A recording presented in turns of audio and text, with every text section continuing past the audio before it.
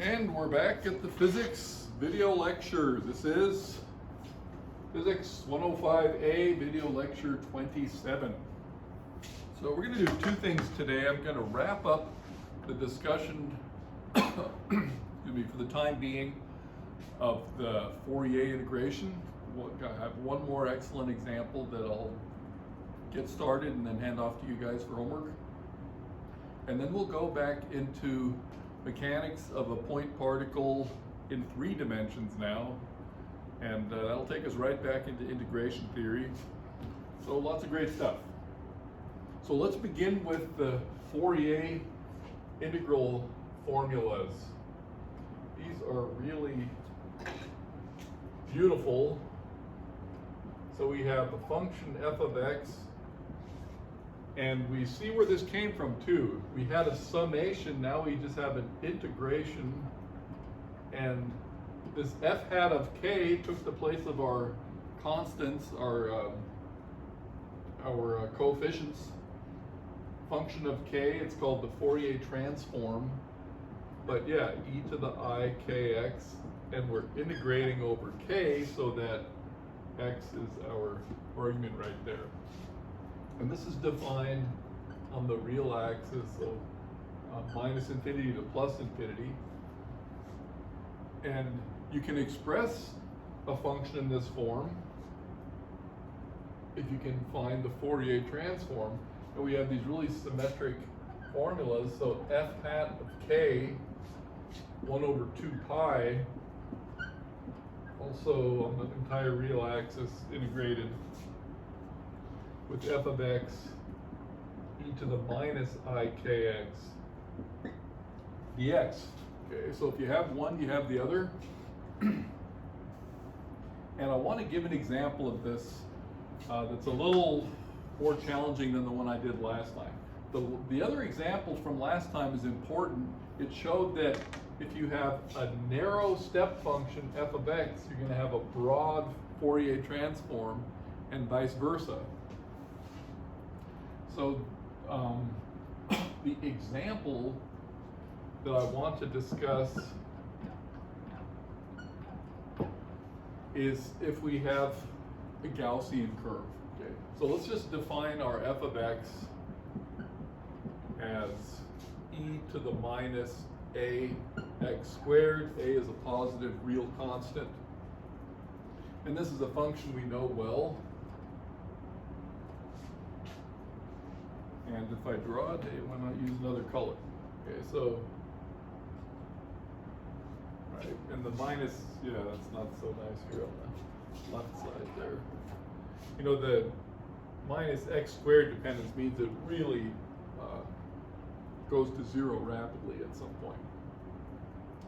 Now, the point I'm going to make here is that the width of this is controlled by a. So for a being large, we would have a very narrow function, right? So if a is large, it's going to go like this, be a very narrow spike.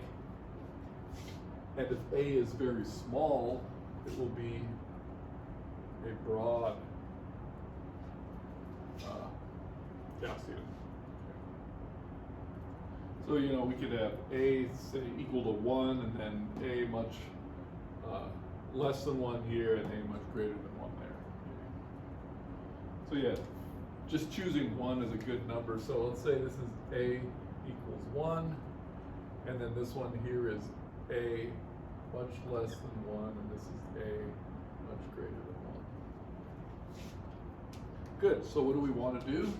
We want to get the Fourier transform of this very well-known function.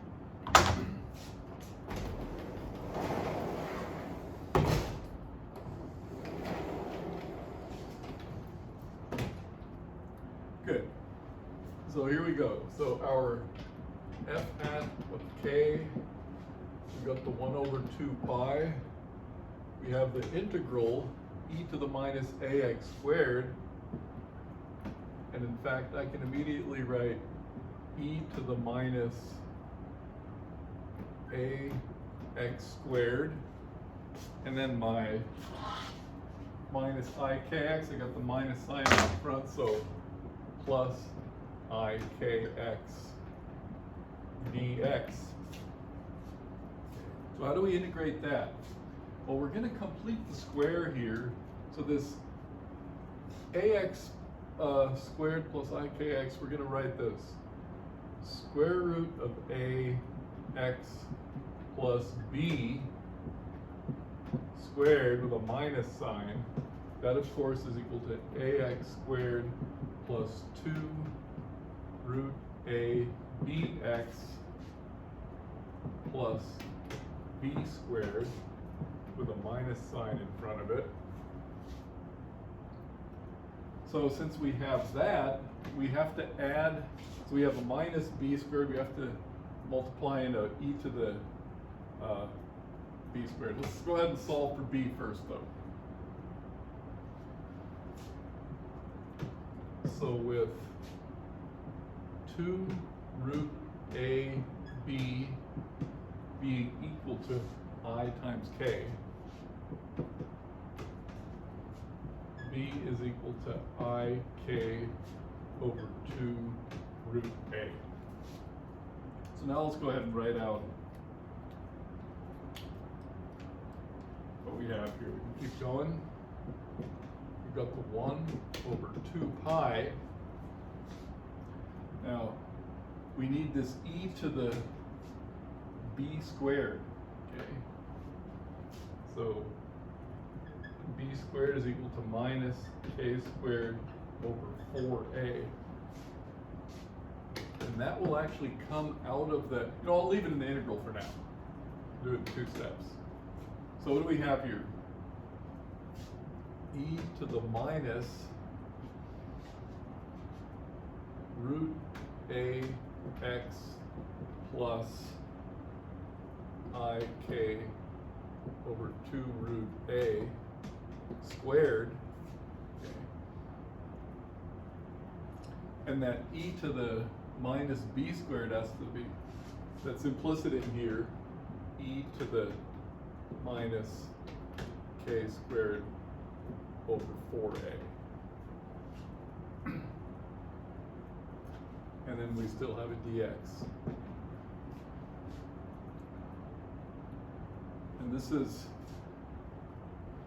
still minus infinity to plus infinity.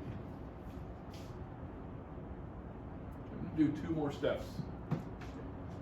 So I've got the 1 over 2 pi e to the minus k squared over 4a. That comes out of the integral, right?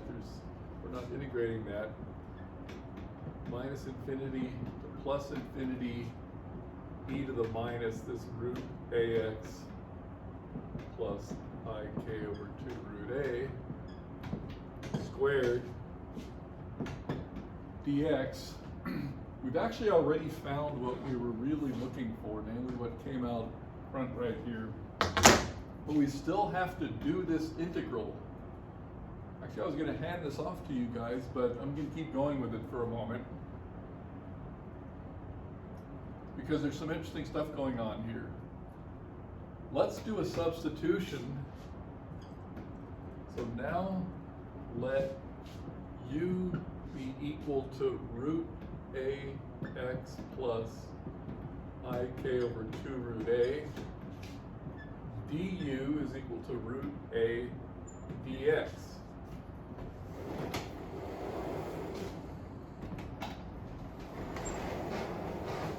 Okay, actually I want these graphs. I'll reproduce it. I'll reproduce this graph again.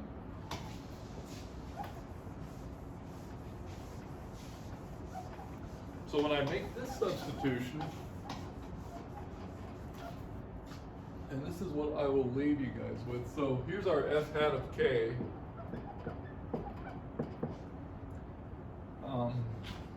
I've got that 1 over 2 pi e to the minus k squared over 4a. My dx is going to be du over root a. So I'll go ahead and bring that out. So I have 1 over 2 pi root a e to the minus k squared over 4a integral e to the minus u squared du. Okay.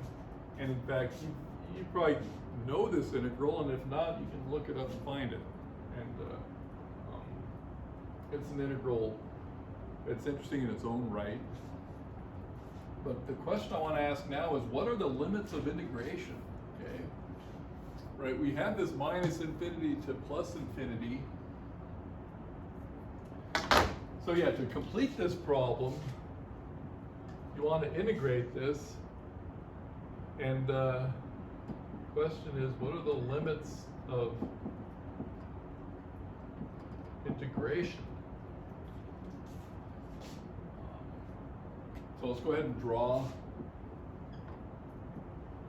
this thing here, but we're integrating u here. What we had was root ax plus ik over root 2a. So this is a complex number, and the limits of integration, say we went from minus r to r, the way we do integrals like this, and let r go out to infinity.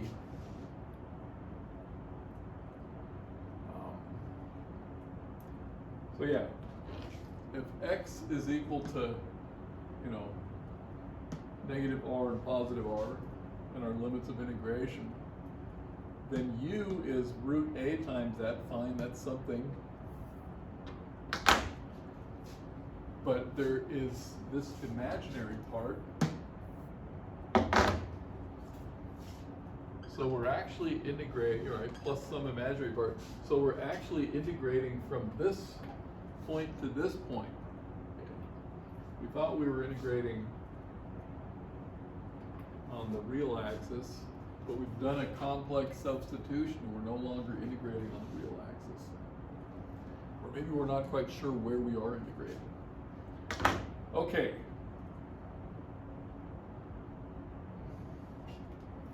So yeah, here I'll draw. So you could say, can we do this? Can we start here and then go down to the real axis and then go up to here and then send that result out to infinity, to plus and minus infinity? Without proof, the answer is yes. So without the proof now, and in fact, to really prove rigorously everything here, we have to go into what's called theory of functions, complex analysis, which we may get to. But for the moment, I'm just going to say you can treat this just as a completely real integral and get the numerical value for this thing. I think it's got a factor of pi in there or something.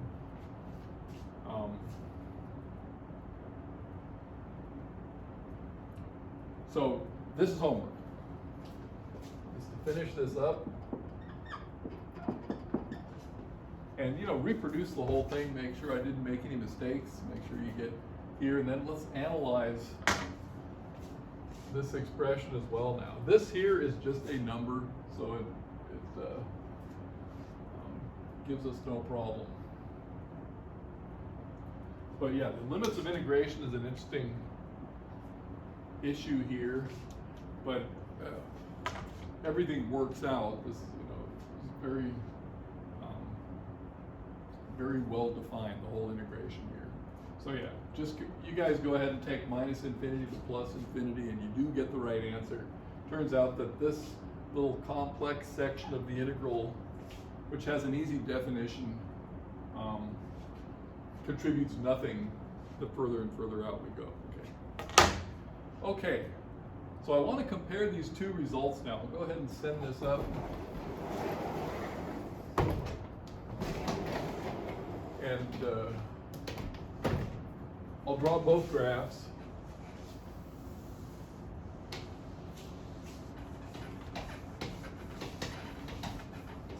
And we'll see we're getting what we had as a generic feature last time with our step function. This time, this time with a more interesting function. Good. So here's what we have. So we find that f of x equals e to the minus ax squared has, of course, that Gaussian graph.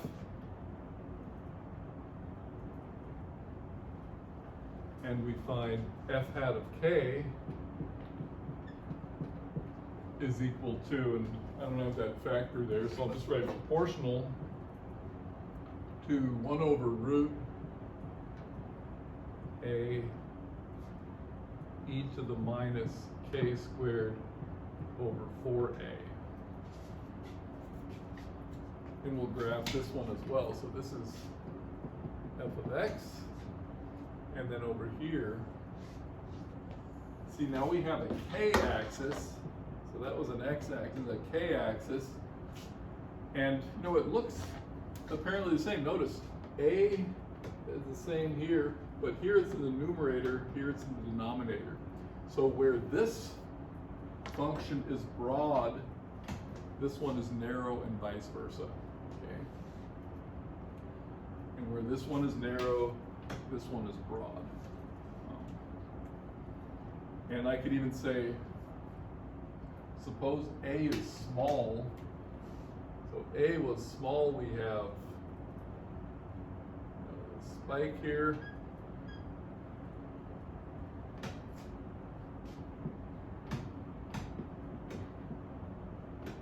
Small. And what do we have when a is small here? Oh no, I got it backwards. Sorry about that. A is large. A is large. E minus ax squared quickly goes, down to small values. Okay. A is large here. Okay, that makes this a small factor in front of the minus k. And so yeah, we get the opposite there. And this comes down as well. So here we have a spike. Here we have something broad. K is large. So this is the f hat of k. So this inverse relation is fully generic, and here you really see it explicitly with the same function parameter here and here. Both times you get a Gaussian. That's important. You're getting a Gaussian with these inverse relations. Good. And I think I had mentioned uncertainty relations in quantum physics and also in optics, and this is a classic example of that. K is an inverse of x. Okay, let's see how we're doing time-wise. Fantastic. So yeah, we're wrapping this up for here, this question of the limits of integration and the validity of all these integrations in the complex plane is a really rich subject that I recommend to everybody. In fact, I may offer a 1-unit class on that. I've done it before. We'll talk about that more later. But yes, we're going to leave the whole Fourier discussion now. This is a great thing to wrap it up with. So take a good look at this problem, write it out, construct it, see what's going on, turn it in.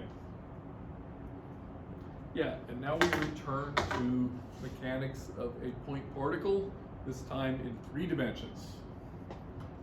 It's about time we got back to 3 dimensions.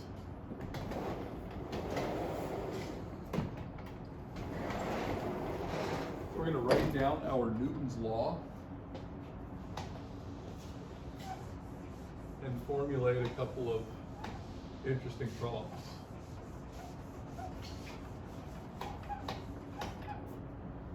So here we go, mechanics. So next, Newton's law.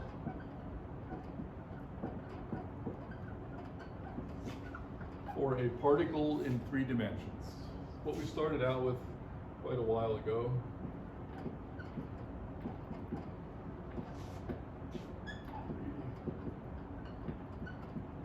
Dimensions.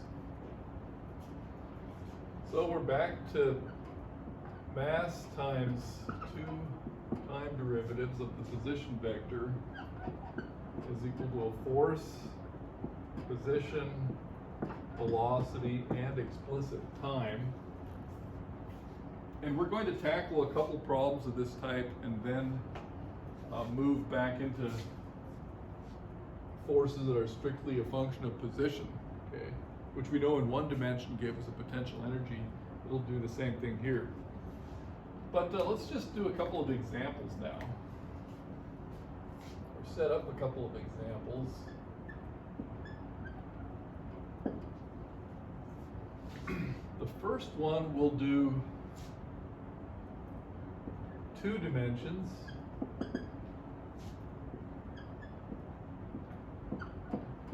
And the force is just going to be gravity plus kV, so I'll write the r dot.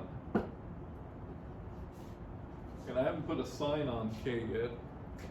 But we're doing this in 2 dimensions. What I'm looking at here is going to be projectile motion with friction.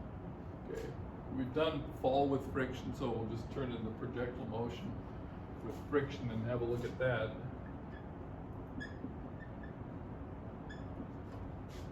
Oops, that's a bad end. Projectile motion. As before,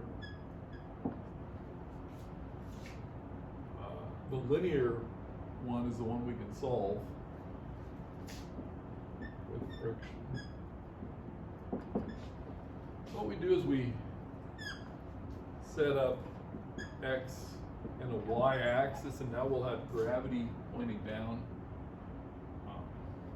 And so we'll have mx second derivative is equal to, we'll write minus k x dot, because now we have friction in the horizontal direction, and we have my double dot is equal to, you know, gravity is going to point down here, so you have minus mg minus k y dot, and that's how we can have, this is a different k now. Apparently I could have had a minus sign. Well, let's go ahead and put the minus sign here. Same k. Okay. Minus ky dot. And the generic thing with the projectile with friction, you may see a badminton game. Instead of, here, I'll do the projectile without friction, and we have this symmetric parabolic arc. Right, symmetric arc. With friction, we get this situation. We launch the same, but then it'll drop more steeply. And in fact, what we'll find when we solve this is that it will actually come up against an asymptote. So without friction, this thing just keeps going on forever along as far as it can, along a parabolic path. With friction, there's actually an asymptotic point at which, to which it won't cross over a line like that. So this blue one is the one with friction. The red one is no friction. K equals 0. Good, so we're going to solve this. And I'll just make that a homework problem. I'll get it started with you.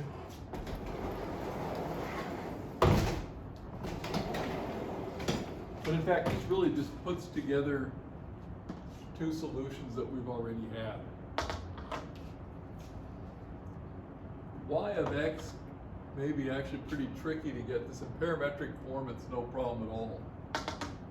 So x of t and y of t. Yeah, I'll write that as the homework.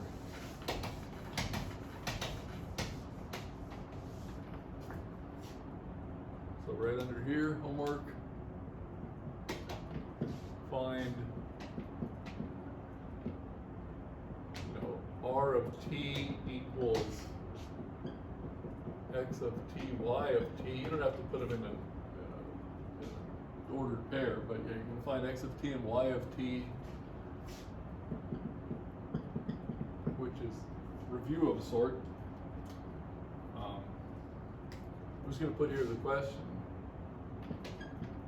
Can you express trajectory as y equals y of x, question mark.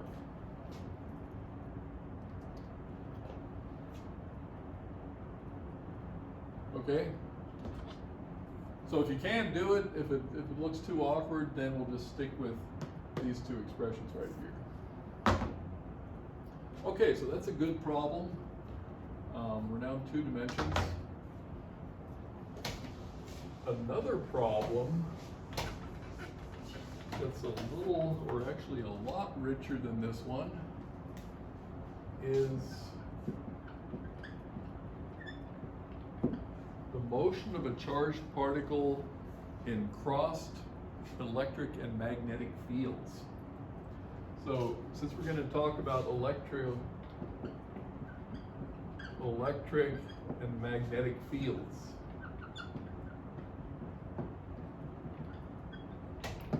then I'll just bring out Newton's law for a charge of mass m carrying charge, particle of mass m carrying charge q.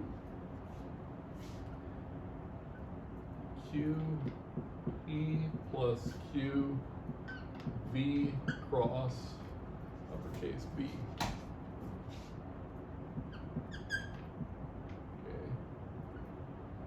This is a formula we run into in lower division general physics, electricity and magnetism.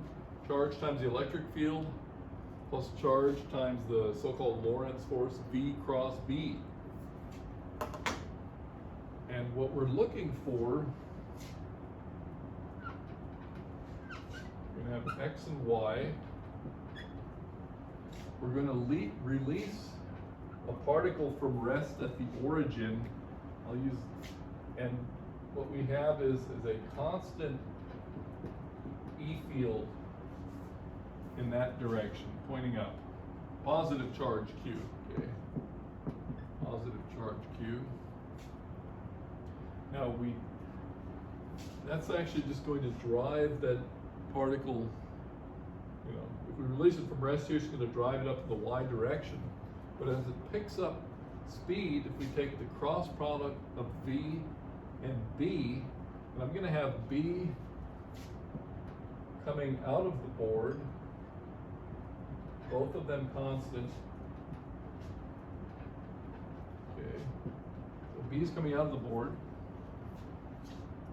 And then what do we have? We have V cross B, and what's going to happen is the trajectory veers off.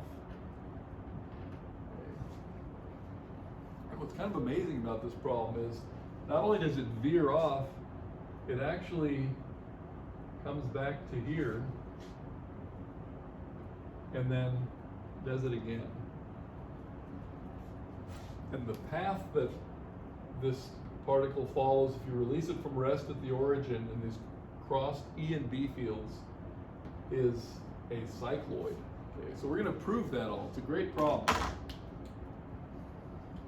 We're just going to set this up for now, and that'll come out in the solution here. So here's what we have here, and we're using this X and Y scheme. We could have a Z as well, but we're just going to restrict it to X and Y. Here E is equal to some constant E. I could call it E0, but I'll probably drop the subscript. But right now I'll say it's equal to E0 constant times J hat. B is equal to B0, which is a constant, times K hat. So it's coming out of the board, and yeah, we need the 3 dimensions to formulate our problem. We're going to restrict the solution to 2 dimensions. Okay. So the first thing we have to do is write out this differential equation. So that's also going to be homework, but I'll get it started for us.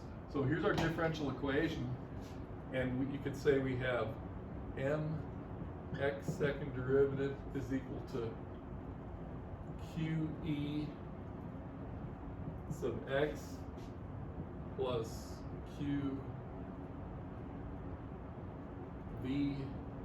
and since the V, yeah, I have to write the whole thing, V cross B X component. And the same thing for Y and Z. Okay. So you're not going to have a Z component and Y second derivative. Ditto. Now we can already see this is going to be 0 because the E component is only in the Y direction. So I'll go ahead and strike this. But you can see for my second derivative, y double dot, we have q e sub 0, and then we have to take this, we have to take this cross product plus q times stuff, because there will be components right here, and there will be x dot and y dot components. I'm going to check the clock.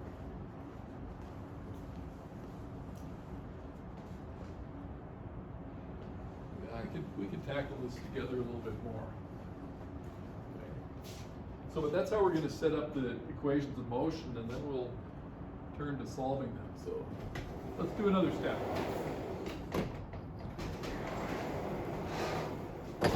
So we need that cross product.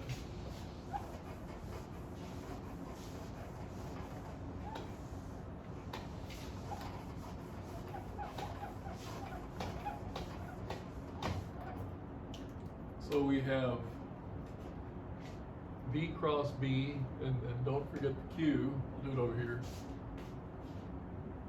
V cross B is equal to, we'll just use this determinant formula. So what we have for V, we have x dot, y dot, we put z dot here if we want. And then for B, we have 0, 0, B sub 0. And we have for I hat, we have y dot B0 minus 0. Then we have for J hat, we'll get a minus sign out of that. Yeah. So x dot, so we'll have minus x dot B0. And for K hat, we'll have nothing. Okay. So I guess we can go ahead and write these out. So what do we have now? We have m x second derivative equals QV cross B, the x component QB0 y dot, and my second derivative is going to be QE0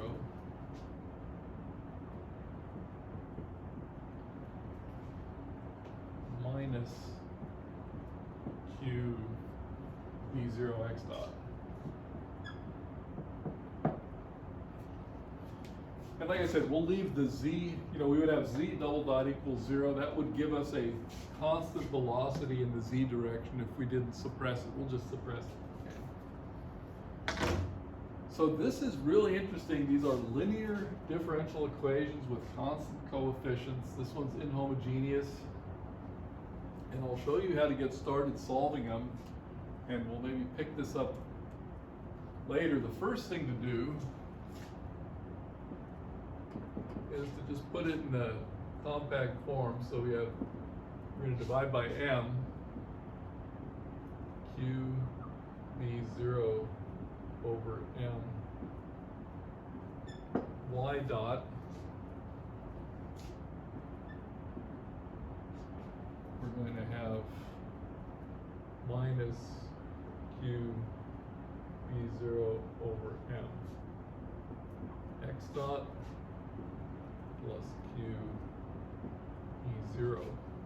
So we have to solve these, and we've done enough. There's one dot here.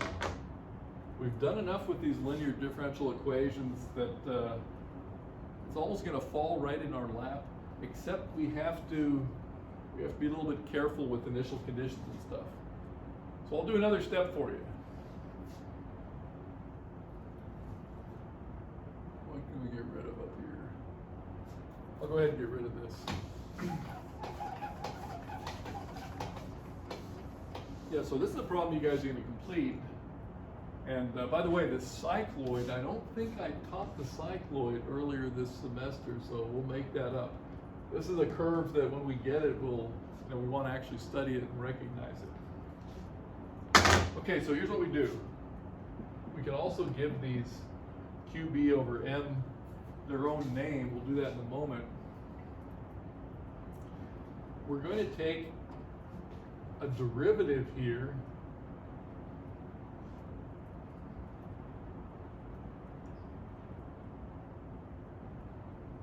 we're going to take one more derivative that'll get rid of this constant here, and then we'll plug in that x second derivative. So next, equation 2 gives us y3 derivatives equals minus q b0 over m x2 derivatives. Okay.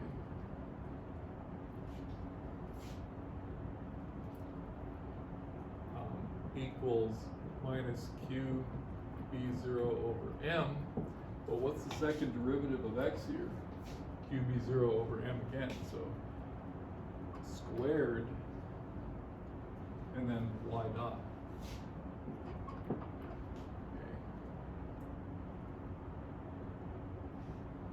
We don't really want a third derivative, but we could take a new letter, let capital Y, I'm not going to use Z,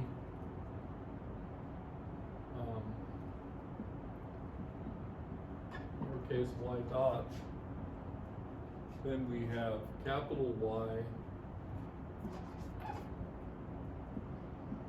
second derivative is equal to minus q b0 over m squared times y. And now we have hit pay dirt because there's just your harmonic oscillator solution. So now you might even want to give this a name. Y second derivative equals minus omega naught squared y. This you have the answer to immediately. Of course, then you have to go back a step, integrate it. But yeah, this way you're on your way, okay? So you have, with undetermined integration constants, the solution to this. I'll just put it in red here. So y, capital Y is equal to A cos omega naught t plus B. Bad choice. Well, good. We don't have B0. B sine omega naught t. Your choice of constants, right? But this is just y dot. So if you integrate this once, okay, you're going to get y of t with some integration constants, and you're on your way. At that point, you're just taking derivatives and determining the various constants that you don't know yet. Okay, so this is a homework problem that we won't have this week. We'll keep working on this, get it next week. Very good problem. Especially because once we get it into a standard form, we want to recognize that cycloid. So I may bring the cycloid into play in a little bit as well. Let's result. Yeah, this is a good place to break. So yeah, what you have is you want to completely solve this thing. So I'll just put this as what the homework problem is right here. So homework,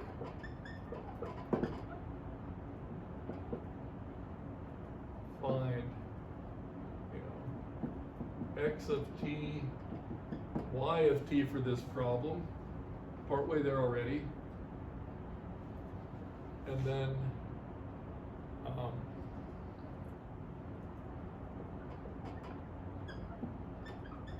show that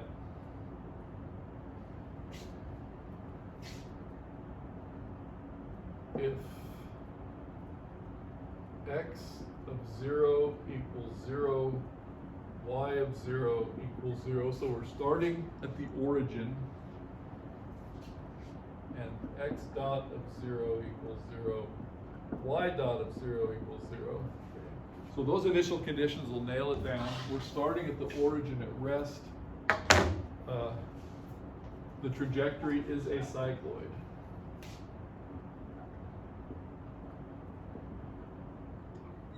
It's a cycloid, so I'm going to have to teach you guys a cycloid as well, which is very interesting in its own right, okay? So it's a great problem.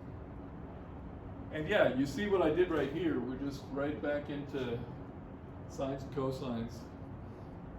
This time with some, undetermined constants. We'll nail them down with our initial conditions. Okay, good. See you guys next time.